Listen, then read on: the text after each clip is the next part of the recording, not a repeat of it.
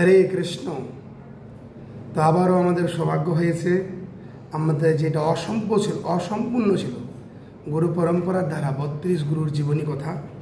তো আমাদের সংকীর্তনের অনুপম বজস প্রভু আবার সেই শিল প্রভুপাদের মিশন পূর্ণ করে সিধা মায়াপুরে ফিরে এসেছেন এবং তিনি চেয়েছেন যে অসম্পূর্ণ ছিল গুরু পরম্পরা দ্বারা 32 গুরুর জীবনী কথা, তো সেটা আমরা পর্যায়ক্রমে আবার আলোচনা করব। তো আমরা 24 নম্বর গুরুর জীবনের কথা শুনেছি, আজকে আমরা 25 নম্বর গুরুর কথা শুনব।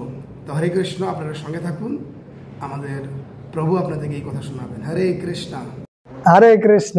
গুরু পরম্পরা ধারা 32 জন গুরুর জীবনী কথাতে সকলকে স্বাগতম। আমরা 32 জন আচার্যের মধ্যে 24 জন আচার্যের জীবনী কথা ইতিমধ্যে আলোচনা করেছি। আজকে আমরা আলোচনা করব শিল প্রভুপাদের বর্ণিত 25তম আচার্য শিল কৃষ্ণদাস কবিরাজ গোস্বামী। সকলে হয়তো এই মহাত্মাকে সকলে পরিচিত, কারণ চৈতন্য লীলা যারা আস্বাদন করেছেন তারা সকলেই নাকি চিনেন। ইনি হচ্ছেন কৃষ্ণদাস কবিরাজ গোস্বামী, যিনি চৈতন্য মহাপ্রভুর অপ্রাকৃত সাহিত্য চৈতন্য চরিতামৃত রচনা করেছেন। তো ইনি পূর্বলীলায় কৃষ্ণলীলায় ছিলেন রত্নরেখা নামক মঞ্জুরি। তিনি ধরাধামে আবির্ভূত হয়েছিলেন বর্ধমান জেলার নৈহাটি গ্রামের ঝামটপুরে। তো তার রত্নাবলী নামক আনন্দ রত্নাবলী নামক গ্রন্থে তার পিতার পরিচয় প্রদান করেছে। পিতার নাম হচ্ছে ভগীরথ, মাতার নাম রত্নাবলী, এবং তার একজন কনিষ্ঠ ভাতা ছিল, তার নাম হচ্ছে শ্যামদাস। তো তিনি বৈদ্য কুলে আবির্ভূত হয়েছিলেন, তার নাম হচ্ছে কবিরাজ, অর্থাৎ তিনি বৈদ্য কুলে, অর্থাৎ বৈদ্য সম্পর্কে আপনারা হয়তো জানেন, যেমন মুরারি গুপ্ত তিনিও বৈদ্য বংশে আবির্ভূত হয়েছিলেন। তিনি যখন চিকিৎসা করতেন তিনি ভবরোগ এবং দেহরোগ দুটোই মুক্ত করতেন। তো এই বৈদ্য বংশে কৃষ্ণদাস কবিরাজ গোস্বামী আবির্ভূত হয়েছিলেন। তো তিনি অনেক বৃদ্ধ কাল পর্যন্ত তিনি গৃহে অবস্থান করছিলেন, তবে তিনি বিবাহিত কিনা সে সম্পর্কে কোনো জানা যায়নি। তবে তিনি যখন খুব বয়স্ক ছিলেন, বৃদ্ধ হয়ে গেছিলেন, তখন তিনি তাদের বাড়িতে কোনো একটা প্রোগ্রাম হয়েছিল। সেই প্রোগ্রামে শ্রীমান নিত্যানন্দ প্রভুর অত্যন্ত প্রিয় পার্ষদ, তার নাম হচ্ছে রামনিকেতন রামদাস, তিনি ওখানে নিমন্ত্রিত হয়েছিলেন এবং তিনি সেখানে গিয়ে নিত্যানন্দ প্রভুর মহিমা কীর্তন করে বিশাল নৃত্য কীর্তন করেছিলেন আর সমস্ত ভক্তবৃন্দ আনন্দিত হয়েছিলেন। কিন্তু কৃষ্ণদাস কবিরাজের যে ছোট ভাই ছিল, তার নাম হচ্ছে শ্যামদাস, সে মহাপ্রভুর প্রতি পূর্ণ ভক্তিপরায়ণ ছিল, কিন্তু শ্রীমান নিত্যানন্দ প্রভুকে তিনি সম্মান করতেন না। কারণ নিত্যানন্দ প্রভু, তিনি মহাপ্রভুকে ভগবান মনে করতেন, কিন্তু নিত্যানন্দ প্রভুকে তিনি কোনো গুরুত্বই দিতেন না। তখন নিকেতন রামদাস নিত্যানন্দ প্রভু সমালোচনা করেছিলেন, তাই তিনি নিত্যানন্দ প্রভুকে খুব ভালোবাসতেন। তিনি বললেন, তুমি এরকম কেন করছো? নিত্যানন্দ প্রভু মহাপ্রভু দুজনে অভিন্ন, কারণ বলরামই নিত্যানন্দ প্রভুর রূপে এসেছে। কৃষ্ণ থেকে যেমন বলরাম আলাদা হয় না, দুজনে একই সাথে পূজিত হন, সেরকম নিত্যানন্দ প্রভু এবং গৌরাঙ্গ মহাপ্রভু দুজনেই অভিন্ন তত্ত্ব, তাদের দুজনকেই সমান সম্মান করা উচিত। কিন্তু শ্যামদাস যখন তারপরেও নিন্দা করলো নিত্যানন্দ প্রভু, তখন তিনি ক্রুদ্ধ হয়ে, তার হাতে একটা বংশী ছিল সেটাকে ভঙ্গ করে তিনি ক্রুদ্ধ হয়ে ওখান থেকে চলে যান। তো তিনি যখন ওখান থেকে চলে গেলেন, তখন একটা সকলে বুঝতে পারলেন একজন শুদ্ধ বৈষ্ণবের ক্রোধ উৎপাদন করেছিল, এটা তার জন্য অহিতকর। এবং কৃষ্ণদাস কবিরাজ গোস্বামী তার ভাতাকে বললেন, এটা তুমি ঠিক করলে না। যাই হোক, তিনি ঘরের প্রতি অনীহা প্রকাশ করলেন। তো তিনি মনে মনে সংকল্প করেছিলেন বৃন্দাবনে যাব। তারপরে তিনি নিত্যানন্দ প্রভুর স্বপ্নাদিষ্ট হলেন। তিনি তার নিজের যে লেখনী, তিনি সেসবে তার নিজের পরিচয়, তিনি এত বিনয়ী ছিলেন, তার নিজের লেখনীর মতো তার নিজের পরিচয়, তার পারিবারিক পরিচয় তিনি কোনো কিছু প্রদান করেন না। তিনি তার কেবলমাত্র শিক্ষাগুরুদের পরিচয়, অর্থাৎ তিনি বৃন্দাবনে যাওয়ার পরে তার যে শিক্ষাগুরুবৃন্দ সেরূপ সনাতন ভট্ট রঘুনাথ, সুজীব গোপাল ভট্ট দাস রঘুনাথ, এই 6 গুরু শিক্ষা গুরু যে আমার, তা সবার পাদপদ্মে কোটি নমস্কার, চৈতন্য চরিতামৃতে তিনি নিজে বর্ণনা করেছেন, তাদের পরিচয় দিয়েছেন। কিন্তু তার নিজের পরিচয় সম্পর্কে তিনি বর্ণনা করে এটুকু বলেছেন যে তিনি নিত্যানন্দ প্রভুকে তিনি দর্শন করেছিলেন স্বপ্নে, তার পার্শ্বদ পরিবেষ্টিত বলদেব প্রভু রূপেও দর্শন করেছিলেন। তারপরে নিত্যানন্দ প্রভু তাকে বললেন, ওয়ে ওয়ে কৃষ্ণদাস না কর ভয়, বৃন্দাবনে যাও তাহা সর্বলভ্য হয়। হে কৃষ্ণদাস, তুমি কোনো ভয় করো না, তুমি বৃন্দাবনে যাও, আর সেখানে গেলে তুমি সমস্ত কিছু লাভ করতে পারবে।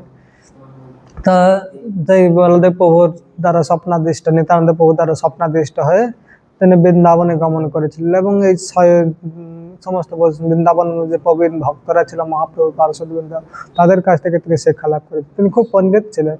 আমাদের মনে করা উচিত না তিনি চৈতন্য চরিতামৃত রচনা করেছেন বলে তিনি কেবল বাংলাই জানতেন, না, তিনি সংস্কৃতে তার চৈতন্য চরিতামৃত রচনা করার আগে তিনি সংস্কৃতে গোবিন্দ লীলামৃত নামক একটি অষ্টকালীন রাধা কৃষ্ণ অষ্টকালীন লীলা বর্ণনা করেছিলেন, যেটা গৌড়ীয় ভক্তগণ সেটাকে রাগানুগা মার্গের ভজন পদ্ধতি রূপে গ্রহণ করে।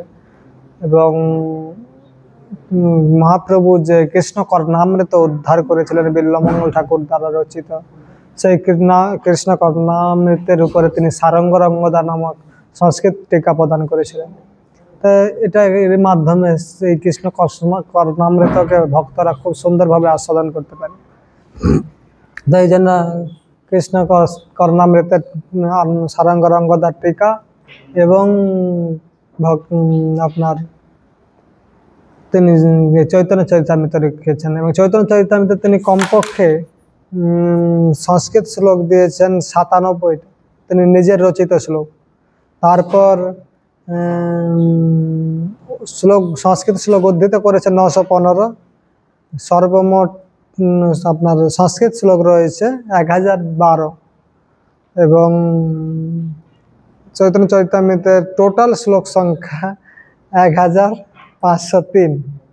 তো এইভাবে তিনি চৈতন্য চরিতামৃত রচনা করেছেন, যেটা কিনা তিনি বৃন্দাবনবাসী বৈষ্ণবদের জন্য যারা আদিষ্ট হয়ে তিনি বিশেষভাবে অনন্ত গদাধর পণ্ডিতের শিষ্য অনন্ত আচার্য, তার শিষ্য গদাধর পণ্ডিতের পরম্পরাতে একজন যিনি গোবিন্দদেবের সেবা করতেন, তিনি খুব ঘরে কৃষ্ণদাস কবিরাজকে অনুরোধ করেছিলেন মহাপ্রভুর অন্তিলীলা সম্পর্কে বাংলাতে বর্ণনা করার জন্য। কারণ বৃন্দাবনবাসী যে সকল ভক্তরা ছিল তারা বিশেষভাবে বৃন্দাবন দাস ঠাকুরের রচিত চৈতন্য ভাগবত অধ্যয়ন করতেন এবং খুব আনন্দ পেতেন। কৃষ্ণ বৃন্দাবন দাস ঠাকুর মহাশয় তিনি মহাপ্রভুর পূর্বলীলা রচনা করেছেন বা নবদ্বীপ লীলা, কিন্তু অন্তলীলা রচনা করেননি। তাই ভক্তরা তাদের যে অপূর্ণতা, মহাপ্রভু যে বিপ্রলম্ব রস আস্বাদন করেছিলেন গম্ভীরাতে বা অন্তলীলা কালে, সেসব বিষয় সম্পর্কে তাদের জানার অভিলাষ হতো। তাই তারা সকল কৃষ্ণদাস কবিরাজ গোস্বামীকে অনুরোধ করলেন বা আদেশ করলেন। তখন কৃষ্ণদাস কবিরাজ গোস্বামী তিনি বলছেন, তখন তিনি খুব বৃদ্ধ হয়ে গেছিলেন, তিনি বলছেন, বৃদ্ধ জড়া তোর আমি অন্ধবধির হস্তহালে মনোবুদ্ধি নহে রোগগ্রস্ত চলিতে বসিতে না পারি পঞ্চরোগে পীড়ায় ব্যাকুল রাত্রি দিনে মরি। অর্থাৎ তিনি নিজে বলছেন যে আমি বৃদ্ধ হয়ে গেছি, আমি চোখে কম দেখি, কানে কম শুনি, আমার লেখার সময় হাত কাঁপতে থাকে, তখন হতো না লিখতে আমার হাত হস্ত হলে বৃদ্ধ যেরকম হস্ত কম্পন হয়। তারপরে বলছেন আমার মন স্থির, কষ্ট, আমি রাত্রে দিন খুব কষ্ট পাই। তারপরেও আমাকে যখন আদেশ করলো সমস্ত আচার্যবৃন্দ, বিশেষভাবে গোবিন্দদেবের সেবক হরিদাস গোস্বামী, তিনি সময়ের হয়ে আগে এসে তিনি কৃষ্ণদাস কবিরাজ গোস্বামীকে অনুরোধ আদেশ করলেন। তারপরে ভূগর্ভ গোস্বামী আদি অন্যান্য যে সকল বৈষ্ণবরা বৃন্দাবনের ছিলেন, তো তারা সকল যখন নির্দেশ দিলেন তখন তিনি গোবিন্দদেবের কাছে গেলেন। গোবিন্দদেবের কাছে গিয়ে গোবিন্দদেব না মদন মোহনের কাছে গিয়ে তিনি মদন মোহনের কাছে প্রার্থনা করলেন। তখন মদন আজ্ঞামালা পাই আমার হইলা আনন্দ, তাহাই করিল এই গ্রন্থের আরম্ভ। তিনি মদন মোহনের কাছে প্রার্থনা করলেন যে চৈতন্য চরিতামৃত রচনা করার জন্য, আজ্ঞা প্রদান করার জন্য। তখন মদন মোহন দেবের গলা থেকে একটি মালা পরিহিত হয়। তখন মদন মোহনের পূজারী কি করলেন, সেই মালা কৃষ্ণদাস কবিরাজ গোস্বামীর গলাতে দিলেন। তখন কৃষ্ণদাস কবিরাজ গোস্বামী ওই মন্দিরে বসেই তিনি চৈতন্য চরিতামৃত রচনা শুরু করেছিলেন। তো এইভাবে তিনি এটা সম্পন্ন করেছিলেন। পরবর্তীকালে চৈতন্য চরিতামৃত নরোত্তম দাস ঠাকুর, শ্যামানন্দ পণ্ডিত এবং শ্রীনিবাস আচার্য, তিনারা যখন শিক্ষা লাভ করার পরে বঙ্গভূমিতে প্রচারের জন্য এসেছিলেন, তখন তাদের সাথে এই চৈতন্য চরিতামৃত প্রদান করেছিলেন। সেই চৈতন্য চরিতামৃত এসে যখন অপহরণ হয়, তখন কোথাও কোথাও বর্ণনা রয়েছে যে তিনি রাধাকুণ্ডে ঝাঁপ দিয়েছিলেন, দুঃখিত হয়, এবং তাকে ভক্তরা তুলে সুস্থতা করেছিলেন। তিনি কিছুদিন সেই চৈতন্য চরিতামৃত প্রাপ্ত হওয়ার আশাতে অভিলাষে ছিলেন। তারপরে তিনি ওখানেই বিরহতে তিনি রাধারানীর বিরহে ধরাধাম থেকে অবকট হয়েছিলেন।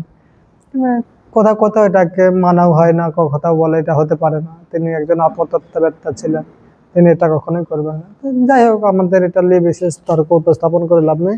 তো কৃষ্ণদাস কবিরাজ গোস্বামী আমাদেরকে যে সকল অমূল্য রত্নাবলী দিয়ে গেছে, তার মধ্যে বিশেষভাবে প্রসিদ্ধ চৈতন্য চরিতামৃত, আমাদের সর্বদা চৈতন্য চরিতামৃত আস্বাদন করা উচিত। সেই সূত্রে তিনি বিশেষভাবে এই চৈতন্য চরিতামৃত যে রচনা করেছেন, তিনি নিজে কিন্তু শ্রীমন মহাপ্রভু লীলাসমূহ দর্শন করেননি। তিনি তার যে প্রত্যক্ষ সেবক, মহাপ্রভুর যে প্রত্যক্ষ সেবক সর্বদামোদর, আর তার সাথে যিনি ছিলেন মহান প্রসিদ্ধ বৈরাগ্য শিক্ষা প্রদানকারী রঘুনাথ দাস গোস্বামী পাদ, সেই রঘুনাথ দাস গোস্বামী পাদ তিনি স্বরূপ দামোদর গোস্বামীর সে মুখ থেকে যে কিছু শ্রবণ করেছিলেন, সেই এবং তিনি অন্তিমকালে যে সকল মহাপ্রভুর ভাবসমূহ দর্শন করেছিলেন, তিনি এসে রাধাকুণ্ডে যখন ছিলেন, তখন রাধাকুণ্ডে তিনি প্রত্যেক দিন 3 বার রাধাকুণ্ডে স্নান করতেন এবং 3000 দণ্ডবত প্রণাম করতেন, 1 লক্ষ হরিনাম জপ করতেন এবং প্রত্যেক দিন 3 ঘন্টা করে চৈতন্য মহাপ্রভুর অন্তলীলা কীর্তন করতেন।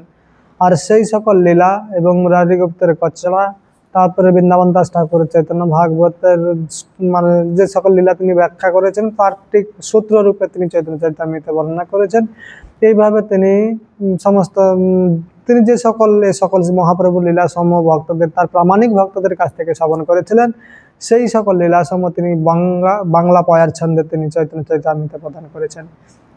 তো আমাদের বলা হয় যে বৃন্দাবন দাস ঠাকুর রচিত চৈতন্য ভাগবত চৈতন্য লীলার পূর্বার্ধ এবং কৃষ্ণদাস কবিরাজ রচিত চৈতন্য চরিতামৃত চৈতন্য লীলার উত্তরার্ধ, অর্থাৎ এই দুটোই আমাদের জন্য খুব গুরুত্বপূর্ণ। মহাপ্রভুর সমস্ত লীলা এই দুটোর মধ্যে বিশেষভাবে সন্নিবেশিত। তারপরে একটি রয়েছে লোচন দাস ঠাকুর কৃত চৈতন্য মঙ্গল। তো এইভাবে শ্রীমন মহাপ্রভু লীলাসমূহ আমাদের মধ্যে খুব সুন্দরভাবে এই গ্রন্থের মধ্যে প্রকাশিত হয়েছে। তাই কৃষ্ণদাস কবিরাজ গোস্বামী আমাদের 25তম আচার্য রূপে তাকে স্বীকার করা হয়েছে, কারণ আমাদের এই পরম্পরা ভাগবত পরম্পরা। এইভাবে তার যে শিক্ষাটা আমরা গ্রহণ করেছি, তিনি খুব সুন্দর সুন্দর চৈতন্য চরিতামৃতে শিক্ষা দিয়েছেন। তার মধ্যে একটি প্রসিদ্ধ শ্লোক রয়েছে, বুঝে বা না বুঝে কেহ শুনিতে শুনিতে সেহ, কি অদ্ভুত চৈতন্য চরিত জানিবে রসের নিধি। যাই হোক, তো এইভাবে যদি কেউ বুঝতেও না পারে, শুনতে শুনতে তার হৃদয়ে কৃষ্ণর ভক্তি, কৃষ্ণ প্রেম উদিত হবে। তাই আপনাদের সকলকে অনুরোধ, আপনারা সকল চৈতন্য চরিতামৃত পড়বেন, অধ্যয়ন করবেন, আনন্দ আস্বাদন করবেন। শ্রীল প্রভুপাদের দ্বারা সংস্কৃতের উপরে অনুবাদ দেওয়া রয়েছে খুব সুন্দরভাবে। আমাদের 4টি খণ্ডে চৈতন্য চরিতামৃত রয়েছে, আপনারা অধ্যয়ন করবেন এবং সমস্ত আচার্যবৃন্দের পদাঙ্ক অনুসরণ করে আমরা সকলে ভগবানের পাদপদ্মে প্রার্থনা করব, যাতে আমরা ভগবানের অহয় থেকে সে পায় নিজেদেরকে নিযুক্ত করতে পারি। আর পরবর্তী আচার্যগণের লীলা আমরা ধারাবাহিকভাবে বর্ণনা করব। আপনারা সকল আমাদের সাথে থাকুন। সকলকে অশেষ ধন্যবাদ। হরে কৃষ্ণ।